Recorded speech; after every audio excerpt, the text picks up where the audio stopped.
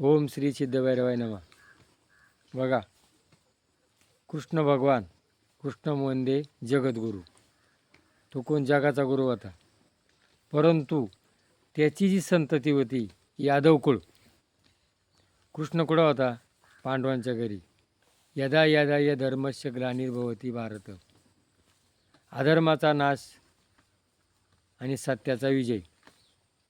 मग कौरव काय होते? माझं येते माझं आणि दुसऱ्याचं येते माझं असे म्हणणारे होते.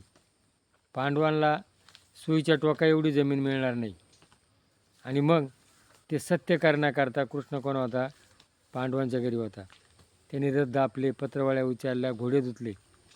पण त्याचं जे संतान होतं ते कुठं होतं? द्वारकेमध्ये. तिथं कोण होता? बळीराम होता.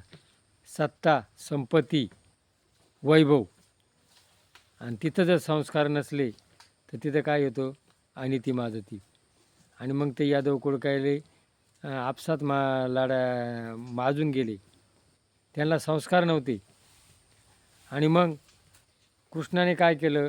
जेवढे जेवढे उन्मत्त राजे होते त्यांना मारलं. त्याने विचार केला, आपले जे आता यांना तर कोणी मारणार नाही, मग यांचा नाश कसा होईल? बघा, भगवंतानी स्वतःच्या संततीचा नाश केला. का? संस्कार नव्हते. आणि मग तिथले जे ऋषीमुनी होते त्यांना त्यांनी बाजूला बोलवलं.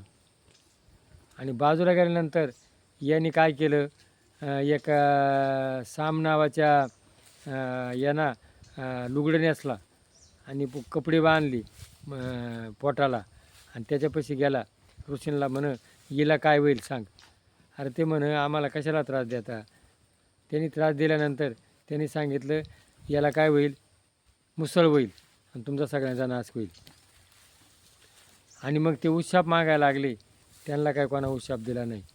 आणि मग त्यांनी काय सांगितलं? उग्रसेन राजा होता, त्याला जाऊन सांगितलं. आता उग्रसेनला काय त्याचे उपाय तर त्याने कृष्णाला सांगितलंच नाही. आणि मग त्यांनी कपडे काढले, त्यातून मुसळ पडलं. मग त्यांनी काय केलं? उग्रसेनाने त्या मुसळाचे कुटके केले, पाण्यात फेकलं, समुद्रात फेकलं. ते मुसळाची शेंबी फेकली, पण ती मुसळाची शेंबी कोणा माशांना गिळली. आणि त्या माशांना शेंबी गिळल्यानंतर ती एक लोहाराच्या घरी गेली. मासा गेला जाळ्यानं आणि त्या लोहाराच्या घरी त्याचा बाण बनवला. आणि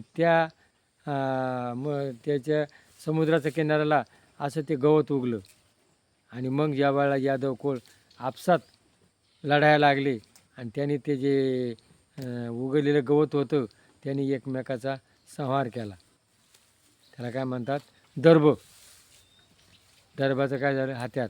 म्हणून ज्या वेळेला पिंडदान करतो ना त्यावेळेला काय लागतं? दर्भ लागतो.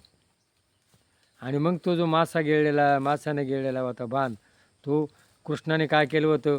पहिल्या जन्मात कोणाला मारलं होतं? वालीला. तो वाली कोण झाला? पारधी. आणि त्या पारध्यानी कृष्ण असा निवांत बसला होता आणि त्या कृष्णाच्या पायाला बाण मारला आणि कृष्णाचा अंत झाला. बघा, दुसऱ्याचा तळतळाट. कृष्णाला शाप कोणाचा होता? गांधारीचा. जसं माझं वाटोळं झालं तसं तुझंही होईल.